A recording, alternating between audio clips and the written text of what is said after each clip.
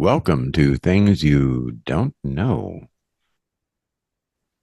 During the transitional period surrounding World War II, the world entered a new, terrifying nuclear age. Before the war ended, 30 million people were dead. During the first 2 years of the war, the Axis, which were Nazi Germany, Fascist Italy, and Imperial Japan, seemed unstoppable. The Democratic Allies saw one European nation after another fall under the Nazi jackboot. By 1940, all of Europe, except for the UK and the Soviet Union, itself a Nazi ally, had the Nazi invasion until the Nazi invasion of the Soviet Union in 1941 was under German control. Of course, that's excluding Switzerland also. France, the most independent nation in many ways in Europe, fell in 6 weeks. Blitzkrieg. This episode is about the interaction between the French resistance in all of its variants, the collaborationist Vichy government, and the outside world. During the 4 years between being conquered and being liberated, the so-called Maquis, guerrilla fighters, kept the ideals of France alive. The fascist Axis hunted and starved the men and women of the French opposition who bled and died for a sacred ideal. This idea was summarized in the national motto of France, Liberté, Égalité, and Fraternity. To understand just what happens during the war, it is necessary to briefly explore how the world got to that point. France, like the United Kingdom, bestrode the world after its victory in the First World War and the consolidation of its colonial empire in the 1920s in Tunisia, Morocco, and Algeria. But the Depression had destroyed national unity along with the economy. The quasi-fascist group Cross of Fire, which was a group of right-wing bankers and industrialists, had nearly created a dictatorship in the 1930s. The people of Breton seemed to have revived their desire for independence, which had been crushed by force in the First World War. See our German activities in World War I podcast for more details on French regionalism. Discontent with the so-called Republic of Pals, the nickname for the Third French Republic, by the right and the left alike, was on the rise. The rise of the Nazi movement and military terrified the French government and its people. The French military, unfortunately, had outdated tactics. For more information on that, the History Channel has an entire website on the well-meant but disastrous Maginot Line. Charles Robertson's book, When Roosevelt Planned to Govern France, explores why the several different plans for the placement of the Maginot Line failed. As he said, after World War I, in which France had fought a bloody, desperate struggle for survival that cost the lives of nearly 1.4 million soldiers, military leaders began to debate about how best to counter Germany in a future war that they saw as inevitable. According to the 2011 book, The Maginot Line, History and Guide by J.E. Kaufman, H.W. Kaufman, Alexandra Jankinoff, Potonic, and Patrice Lang, Marshal Joseph Joffre, a hero from the 1914 Battle of the Marne, argued that the best approach was to build a few heavy fortifications inside France to protect critical areas against invaders while allowing the French army room to maneuver and thwart an attack. In contrast, Marshal Henri Philippe Pétain, who had led the French to victory in the Battle of Verdun in 1916, favored a continuous line of lighter fortifications. Ultimately, the Maginot Line's designers mixed the two concepts and devised a plan for a single continuous line, which failed. The Germans simply went around the line, invading through Belgium. In late May of 1940, after 6 weeks of attack, the Prime Minister Paul Reynaud resigned. Churchill tried to reunify the UK and France as one country to unify the armies. British strongly opposed the French surrender, particularly the possible loss of the French Navy to the Germans, and so sought to keep Renaud in office. On June 14th, British diplomats Robert Vansittart and James Morton, in collaboration with Jean Monnet and his deputy René Pleven, wrote a draft called the Franco-British Union Proposal. They hoped that such a union would help Renaud persuade his cabinet to continue the war from North Africa. Still, Churchill was skeptical when the British War Cabinet discussed the proposal, and a similar proposal from Secretary of State for India Leo Armory on June 15th. On the morning of June 16th, the War Cabinet agreed to the French armistice request on the condition that the French fleet sail to safety in British harbors. Despite the radical nature of the proposal, Churchill and the ministers recognized the need for a dramatic act to encourage the French and reinforce Reynaud's support within his cabinet before it met again at 5 p.m. The final Declaration of Union, approved by the British War Cabinet, stated that France and Great Britain shall no longer be two nations, but one Franco-British Union. The Constitution of the Union will provide for joint organs of defense and foreign, financial, and economic policies.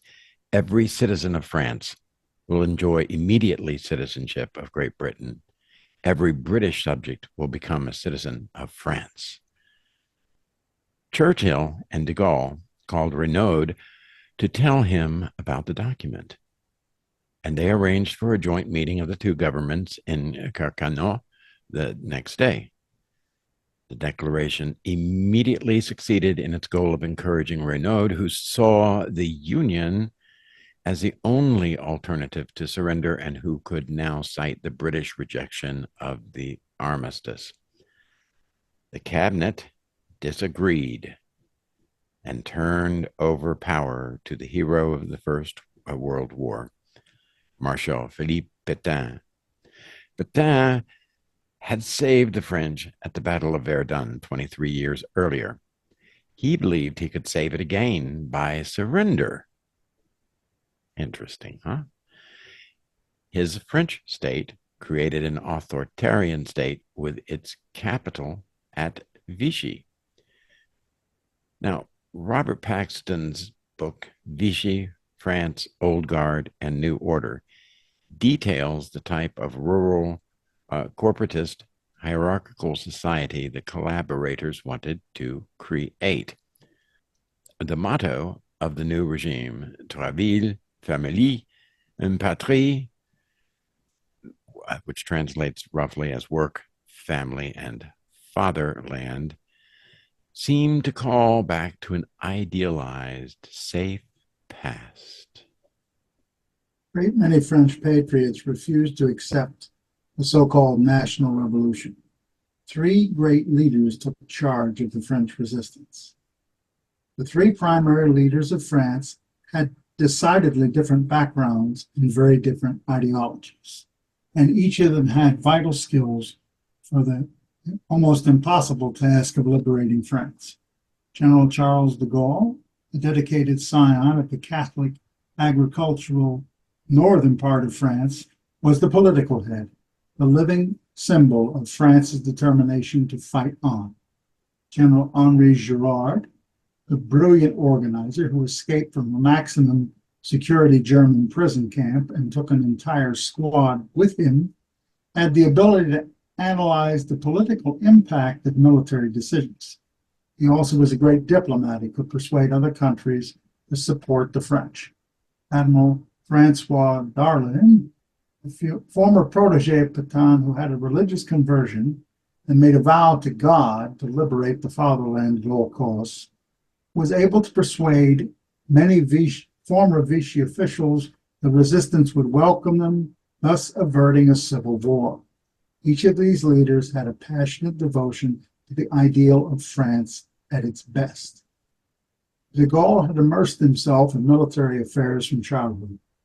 Determined to rise to a position where he could have a vital impact on the destiny of the patrie fatherland he loved, after an incredible effort, he was admitted to Saint-Cyr, France's National Military Academy.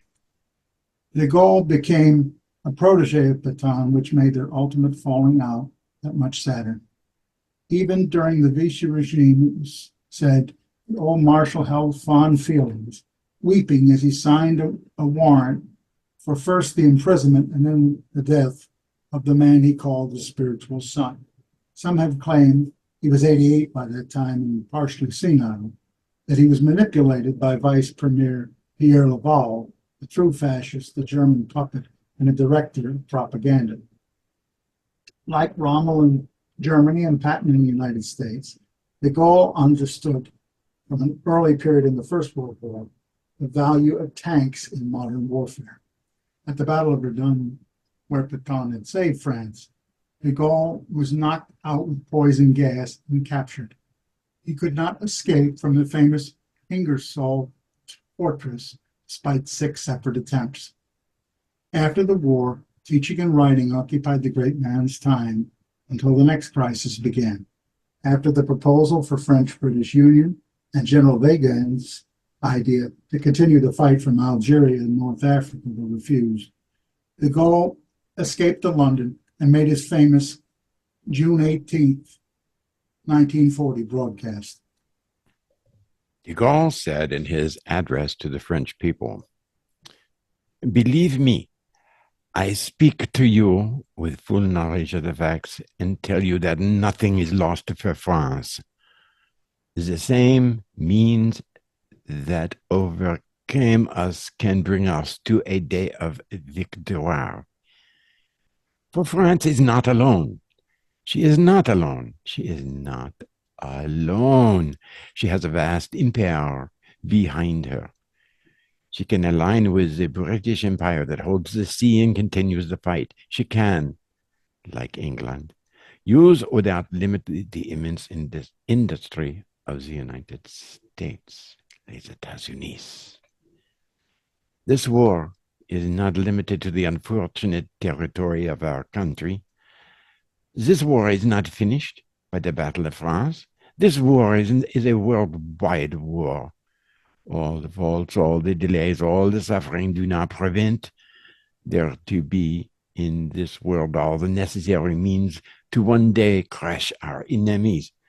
Vanquished today by mechanical force, we will be able to overcome in the future by a superior mechanical force. The destiny of the world is here. I, Charles de Gaulle, currently in London, invite the officers and the French soldiers who are located in British territory or who would come there with their weapons or without their weapons. I invite the engineers and the special workers of armament industries who are located in British territory or who would come there to put themselves in contact with me. C'est moi. Whatever happens, the flame of the French resistance must not be extinguished and will not be extinguished. Vive la France! Many from within and outside French territory answered the call for resistance. Admiral Francois Darlan had had a distinguished career in the Navy and had called for strong action against fascist Italy before the war. When the armistice came, the Nazis took over the northern part of France, while Vichy ruled in the south. After failing to sail the British-controlled territories, the French fleet was attacked by the British at Toulon. This inflamed Darlan's anger toward the British and sympathy for the aged Marshal Pétain. Noted French historian Georges Malone, in his book Darlan, Admiral and Statesman of France, declared the mixed nature of the admiral's ideals and character when he said, while looking the other way on the recruitment of French workers, voluntarily or otherwise, to work in German factories, Malone negotiated a release of 3 prisoners of war for every 10 workers sent to Germany. This was known as the La Relève program. Seemingly initially unconcerned about the internment of foreign Jews, sadly the first step towards the death camps, Darlan hid Jews with French citizenship in his own home and threatened resignation if the liberty of the children of France was made a mockery. The stateless Jews are not entitled to protection, but those with French citizenship, he said, must be treated and protected as the beloved offspring of our nation. In early 1942, his son, serving in the Armistice Army, caught infantile paralysis. While praying for his son's life, Darlan had a vision of Joan of Arc and the Virgin Mary, promising him forgiveness if he changed sides and eternal damnation if he did not. Darlan made a life-altering decision to seize power for himself and defect to the Allies. As High Commissioner for French North Africa, a title he invented himself, he met with General Eisenhower's top aide, future Korean War Commander Mark W. Clark, and negotiated the terms of his defection. Churchill sardonically remarked, like a good hooker, Darlan provided what was asked of him, and when at a high price he was bought, had the sense to stay bought. His price consisted of full immunity from prosecution, 100,000 francs in gold, and authority over the larger part of the African French Empire. The Allies got their money's worth if this truly was a deal with the devil. Darlan's friendship with anti-Nazi General Henrik von Tesco would have been useful if the 1943 attempt to blow up Hitler's plane had proven successful. Darlan had informally offered his services to help the West negotiate peace. An unfortunate reality is it is sometimes necessary to deal with those whom some might consider treasonous and certainly unpalatable. See our Political Deals with the Devil podcast for similar stories throughout the 20th century. The last member of our triumvirate, General Henri Girard, hero of the First World War, was the final member of this band of liberty. In the late 20s, Girard had pacified Muslim fundamentalist guerrillas, an early version of ISIS, in Morocco with a brilliant use of financial payoffs and soldiers on horseback. He was the general the Axis truly feared most. When he was captured while attempting to flee, the Germans imprisoned him in a Bavarian castle. He fled, dressed in women's clothes, and 30 prisoners of war, an entire squad, fled with him. Girard understood the need for unified military and political leadership among the Allies. De Gaulle's concern was that France would have no voice in an Anglo-Saxon-dominated world. This was his first step toward his mistrust of larger alliances, which will culminate during his presidency in his withdrawal of France from NATO in 1966. The two great generals, so very different, had to grit their teeth and compromise. Propaganda and supply guru Jean Moulin knew and respected both men. De Gaulle had the ability to believe in France's greatness, he said, I think sometimes he saw himself representing it. Girard had the harder task, convincing the world of the need for assistance to the one nation conquered in Europe, which had refused to be passive from the beginning. De Gaulle and Girard created and joined the Committee for Liberation, a functioning government in exile. Girard had connection with the West, and FDR was confident in his desire and idea of focusing on immediate military realities rather than large-scale political versions and visions for the future. Once again, the dispute was between current reality and de Gaulle's lifelong vision of France as a great power. Disagreements had occurred before, and they certainly would again. But that is the difference between allies and client states. By 1944, the tide was turning. The Normandy invasion, D-Day, would cause the Nazi regime to crumble, and Paris was liberated by the end of June. A year later, the war was over. Pétain's death sentence was commuted to exile on the Portelet Island in the Pyrenees, and Darlan had been shot and killed by a monarchist guerrilla in late 1944. Now, Girard died in 1949 after representing Algeria in the French National Assembly, while de Gaulle served as the first president of the Fifth French Republic from 1958 to 1969. Okay, lots of facts, lots of things. Let's see if we can distill this a little bit.